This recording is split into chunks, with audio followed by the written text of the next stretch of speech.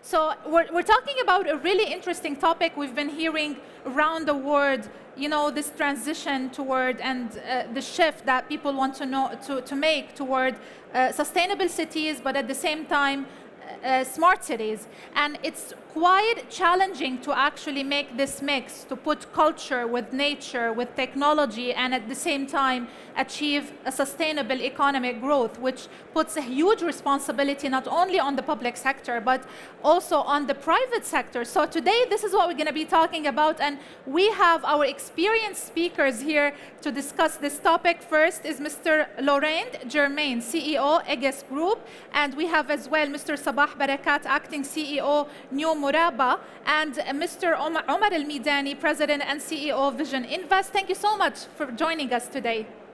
I would like to start with you, Laurent, and this is the big question. This is the $1 million question, I think, not only for governments or companies, for people as well. I mean, how can you embed nature and culture into technology when it's proven to be quite a challenging thing to do? Well, first of all, the situation and the status quo is not sustainable. We need to do something. And the reason is that 44% of the world GDP is now at risk because of the impact of climate change and the damage on nature of urbanization all around the world. And it's a paradox because the nature-based solutions, they have an ROI, a return on investment, which is 50% higher than the solutions with gray, solutions. So it's a paradox even at a financial, from a financial point of view. And if we take, the most livable cities in the world, the most livable city in the world right now is Vienna. And one of the main characteristics of Vienna is that 50% of the surface of Vienna is covered by green, and that they experience a lot of green solutions in the city, and this is one of the reasons why Vienna is so livable. It's not contradictory with technology. I take one example, the digital twin. The digital replica of an infrastructure helps us now to simulate what kind of solutions will have what kind of impact, of course, on sustainability and on traffic and so on. So we can simulate, thanks to technology, what the technical choices of the infrastructure will have on the environment, on the different cities. We've been doing this in a number of cities, and of course, we embed the nature aspect into the solutions that we simulate in the digital twin. So nature-based solutions and technology are complementary to make the best technical choices for the infrastructure of the future in the cities. So he gave us a standard, an example, which is what Vienna is doing. Okay, let me ask Mr. Sabah, do we have other examples, other countries and economies that have gone through, a lot of progress in terms of making this transition and they have succeeded so far? Lessons learned from these economies and these countries? I would say, good afternoon, everyone, yes, and thank you for having me on the panel. I would say absolutely there are many examples, and it's not a binary thing, it's always a work in progress. So if you take it at its core, you're trying to improve the quality of living for people within cities. And so listening to the customers, understanding what they want. How do people want to live in an urban environment? So how far do you want to commute every day to your work? Do you want to use your car? Do you want to find a way to use other mobility options? Do you want to have your schools within a 5 or 10 minute city? And so if you look at a lot of the cities have grown up in a way where it's been unstructured, and a lot of those facilities just haven't been around people, and so it's involved people getting into cars, doing inconvenient commutes, using modes of mobility that might not be optimum for those locations. Look at a city like London. On the face of it, it's a very dense city, but actually it functions to a large extent with a huge number of people every day using alternative mobility options, with large parks in the middle. If you try to transpose that model to Saudi Arabia or to other parts, it won't work. And so for each country, you have to develop what is the mode that works in that location for those citizens, given the environmental constraints within that location. So I think what the Kingdom is doing is really smart at the moment in looking at what we've got is the concept of the 15-minute city.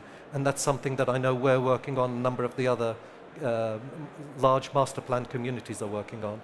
It's providing neighborhoods where people feel as they belong within a neighborhood. They have access to a lot of their daily needs or the way to get from that location to a mode of transport. And so if my kids want to go to school within the neighborhood, I know that they can get there safely using, Yes. you know. And this is, of course, priceless. Oh, absolutely. And also, it isn't just about providing public realm, it's the quality of the public realm. It has to be usable, it has to be something that people aspire to live in those communities and be willing to actually promote that and want not just for themselves, for their future generations to be in those places as well. So, Mr. Sabah, you said quite an interesting example, Saudi Arabia, and what's going on in Saudi and all these projects that we are seeing, we are hearing about. So, Mr. Omar, when you look at what Saudi Arabia is doing, to what extent do you believe that actually it's setting an example for other countries in the region, not only GCC, but the MENA region, when it comes to having a sustainable neighborhood, at the same time a neighborhood that is safe, secure, that has a high, standard of living? Bismillah ar-Rahman ar-Rahim. Sorry, I don't know if you can hear me. Yes. Bismillah ar-Rahman ar-Rahim. Thank you very much for hosting us. You used the word experience, but Laurent and Sabah are the experienced ones. I am not the experienced one. I think today, to be honest with you, and I was telling one of my colleagues, Mansour, he's sitting somewhere here. I think the Kingdom is going to transform living as we know it. And it takes vision and it takes commitment. And today, when you look at the Kingdom, we have both the vision and the commitment and the execution. And while I enjoy London and I enjoy Vienna, I think if you look at the Red Sea project, which is opening up its doors this year, not only will you go somewhere which is fabulously beautiful, the landscaping and all, which is constructed with the highest LEED standards, but the power generation is renewable. Almost 400 megawatts of solar, with one of the largest battery storage, 1.3 giga. The cooling is district cooling, which is 10 times more efficient than conventional cooling, which is also powered by renewable energy. The wastewater treatment is powered by renewable energy. The desalination is powered by renewable energy. There is no other infrastructure on Earth that will be able to claim this, and the Red Sea project will be the first. So, and I think today, if you then look at the remaining portfolio of real estate projects under the PIF, which I'm not an expert of who Sabah is and the rest of the team, you will see that this ethos is there from day one, irrespective of the cost. This is actually not the cheap solution. This is the costlier solution. But there is this vision which has said we need to transform the way we live and we need to make it happen. So inshallah, I think today in the Kingdom, this is one example. You can look at NEOM, you can look at the Line, you can look at Amala, you can look at Al-Ula, you can look at the Roshan projects. Really, the list goes on and on and on and on. So, Laurent, I know you want to comment on this, but it's really interesting what Omar was saying about it's not the cheap solution, it's the expensive one. And that raises the question, I mean, here we have a very supportive banking system. Now, that raises the question of the role of the banking system and the financial institutions in supporting this vision. Absolutely. First of all, if I could add two things, I think Saudi Arabia is a good example on the efficiency of nature-based solutions. I'm very proud, Aegis Group, we are the project manager of the Green Riyadh project. Basically, by planting 7 million trees, we will increase the coverage, vegetalization coverage of the city of Riyadh from 1% to 9% by 2030, and we are well advanced on this project. And of course, this will change completely the livability of Riyadh. Second example, on NEOM, we are, with the startup of Aegis, building 3D modules that we reintroduced into the sea in order to have the species to stay, I would say, in their natural environment and to increase the biodiversity in NEOM. So these are two examples that shows that the Kingdom is taking into account the nature-based solutions in the infrastructure that they are creating.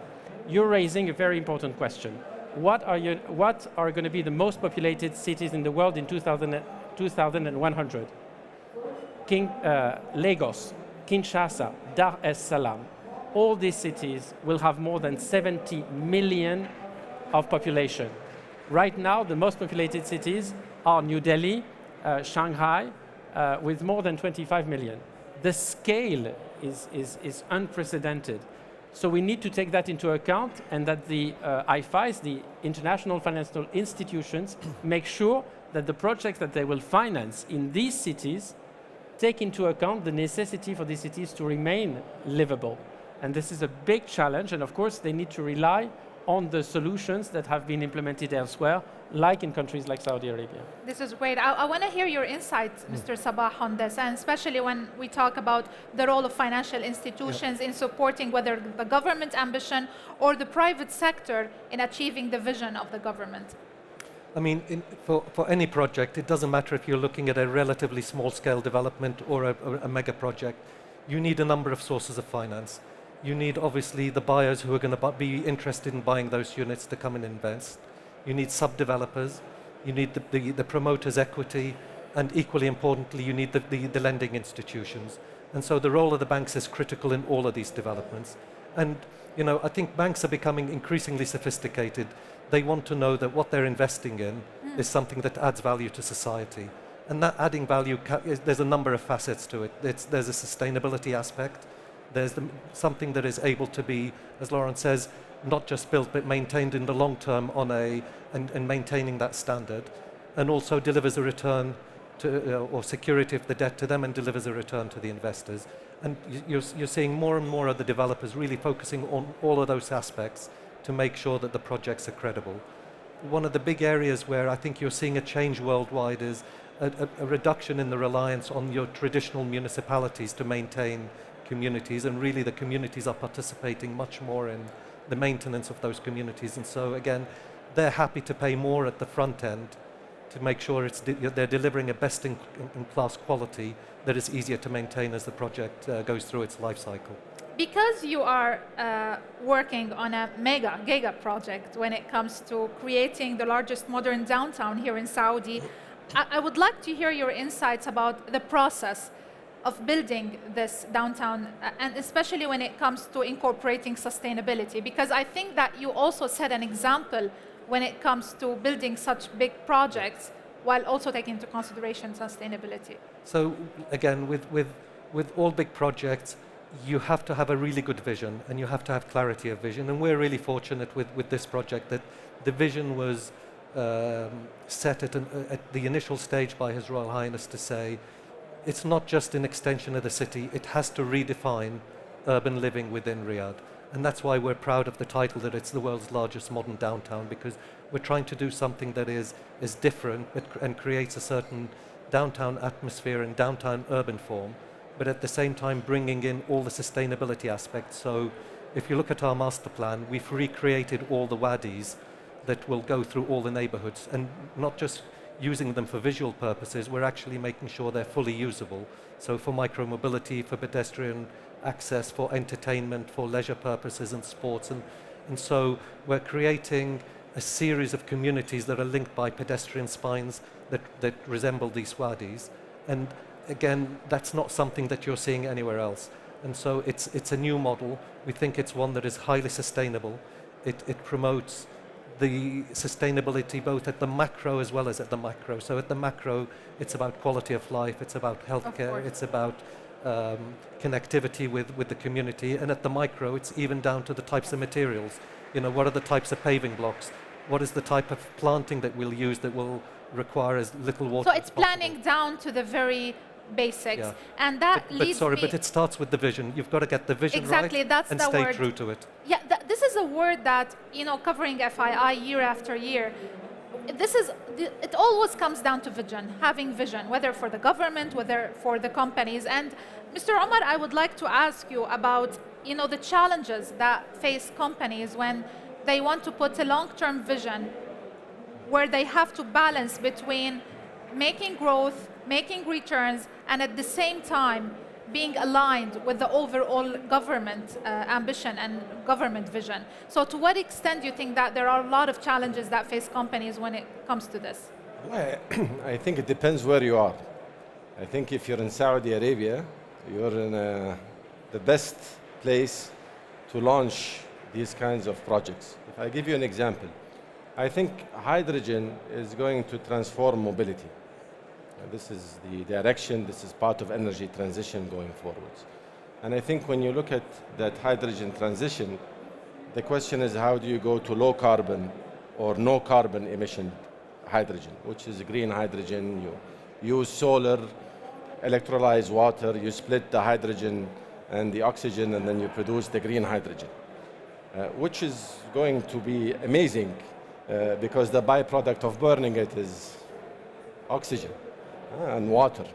So if you look at the Kingdom of Saudi Arabia, when Aqua Power, Air Products, were thinking of launching the world's largest green hydrogen project, where did they do it? Saudi Arabia. Why Saudi Arabia? Because you have a partner like NEOM that understands that vision, that enables it. Nowhere else in the world. $8.5 billion was raised for that project. 1.25 million tons of green ammonia will be produced that will power vehicles and industry across the entire world in Saudi Arabia. At the time that that project was financially closed, which if I'm not mistaken is March of this year, the largest equivalent project of its kind in existence is 50 megawatts. You're talking about 4,000 megawatts.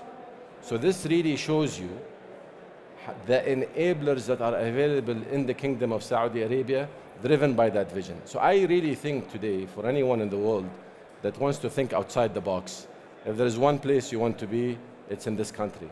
And this is the demonstration of a publicly listed company in the United States that has the option to invest in more than 47 countries in the world that decides to come and do a project of this sort here in Saudi Arabia. Yes, please. Sorry, I'll just pick up on that because I think that's a critical point, and it's something we're very conscious of as developers of these mega projects, because there's the project vision, and then there's alignment with the larger government goals and the larger country vision. And so for us, some of those larger vision ambitions are things like localization of a lot of the industries, creating the hydrogen plants in Kingdom. So for us in our sector, it's how do we attract foreign investment into manufacturing of building materials? So, how do we create an ecosystem once we've gone? How do we help sub-developers increase the caliber of their work? How do we create a jobs market that is skilled and can go on and do other things and create new industries? And for a project like Murabba, we actually have a sort of a new sector that we're looking at, because a large component of the project is a technology play. And so how do we create a technology ecosystem in the country that can deliver the immersive experiences that we want on a project of our size? And we've got 7 years ahead of us to deliver the project. It might seem like a long time, but actually it'll go in a like this. So we're working hard from day one to create that ecosystem across all of those different aspects. This is great. So, Laurent, to what extent do you feel like the regulatory environment is as important as well? Totally. We see clearly that the increase of regulations, especially when it comes to the polluting cars driving in cities, for instance, have had a direct impact on the number of polluting cars in the cities. When they have introduced taxes in London, in Milan, in Stockholm, this has led to decreasing the number of polluting cars into cities. We, as Aegis, we are the manager of the smart parking management system in the city of Paris. We are the manager of the low emission zone of the Greater Manchester in the UK through new technologies that allows us, with cameras, with the back office, to recognize, the right, I would say the allowed cars and in the non-allowed cars. And this has had an impact, because when you touch the wallet of the people, I think you realize that it has an impact. So definitely, and we also have the example in France to have introduced the regulations on the energy consumption of new building in the tertiary sector, and this new regulation has had a big impact on the energy consumption of these buildings. So for sure, the increase of regulation is needed if we want to have a big impact in terms of carbon emissions and in terms of energy consumption. You reminded me today I was having an interview with the Minister of Industry, and one of the questions I asked him is about the transport sector. And of course that you've heard about the Kingdom of Saudi launched its strategy just less than a year ago regarding making more electric cars here in Saudi Arabia. And so far they have signed 3 agreements with 3 international companies that they're going to have factories here in Saudi Arabia, and it's all focused on electric cars. And that tells you to what extent is the focus, because the focus is about creating the infrastructure as well for these investments, right, Sabah? It is, absolutely. So, again, if you can get people to either manufacture the cars or import them, but if that infrastructure doesn't exist, the ecosystem then fails. Yes. And so, what PIF is doing, it's created an electric vehicle charging company that will be responsible for rolling out the infrastructure. And also, as developers such as ourselves, it's incumbent on us. So we're seeing where the trend is going. In 10 years' time, if I want to buy a petrol car, or my customers want to buy a petrol car, they might not be able to. So if we're delivering homes that are going to be delivered in 5 and 7 and 10 years' time, we need to make sure that they're fully enabled with all of that infrastructure. Because the infrastructure is going to be way different than it is today. So you have to create for the future that is coming. And also, and it's not just within our boundary. We need, Saudi Electricity Company has to think about, if all of the city is moving to EVs, what is the impact on the electric grid? How can you start from now reinforcing the electric grid, so when everyone goes home at night and turns on their air conditioning and plugs in their car, how do they make sure that there's enough power to supply all of that demand? And so they are on that, and I think these are things that over the course of the next 2 or 3 years, you're going to see more and more initiatives that actually deliver that. So let me open the stage. If any of you have any question that you would like to address to our speakers, any questions? If I may, just before we Yes. want to mention a point. Because Mansour said he's going to ask me a difficult question, so I want to eat up time. But no, actually I have. I think Laurent mentioned regulation. By the way, Lucid just launched their factory, which will start producing the first car in Saudi Arabia. So this is not in the future, it's happening today now in Saudi Arabia. And this week they will start, the Ministry of Energy and a couple of companies, including Alstom, will start running a train powered by hydrogen. So this is just to show you in terms of how things are taking place on the ground. But talking about regulation, I think regulation is important. But regulation is a negative enforcer. Regulation is just pushing somebody to do something and penalizing them if they don't do it by taxes or so on, which is important. But I think here in Saudi Arabia, we're seeing something different. 75% of the population is below the age of 35. There's a paradigm cultural shift that has taken place. I think when you speak to the younger generation, I used to be young, I'm not young anymore. The younger generation today, for them, sustainability is not regulation. Sustainability is their expectation. They are growing up with that expectation. They are demanding it. Yes. If you are not offering sustainability, you will not attract Saudi youth today to your organization. You will not attract them to your housing communities. And this, in my opinion, is a much bigger motivator, because that person wants that product. Yes. Is not coming to that product because somebody is saying, if you don't take that product, you'll pay more. And this will make it more competitive, because then if the requirement is sustainability, it means I am willing to pay for the sustainability. That's clear. I'm so sorry, Laurent. That's why there is no contradiction, because you ask the questions, about shareholders, company management, employees, customers. There is an alignment of interest, because the valuation of the companies on the market that are seen as contributing to the transition is a lot higher already than the valuation of the others. 100%. And the attractiveness in terms of for the candidates to join the companies is of course a lot higher for the companies identified externally in the rankings. Yes. For the students, for the candidates. The companies are contributing to the transition are a lot more attractive, and we all know that the war of talents is another critical war right now for the companies. Thank you so much. It's a really interesting discussion. I'm sorry, but I ran up the clock. Well done. Well done, well done. Thank you so much, and thank you, ladies and gentlemen, for being with us today. Thanks. Thank you.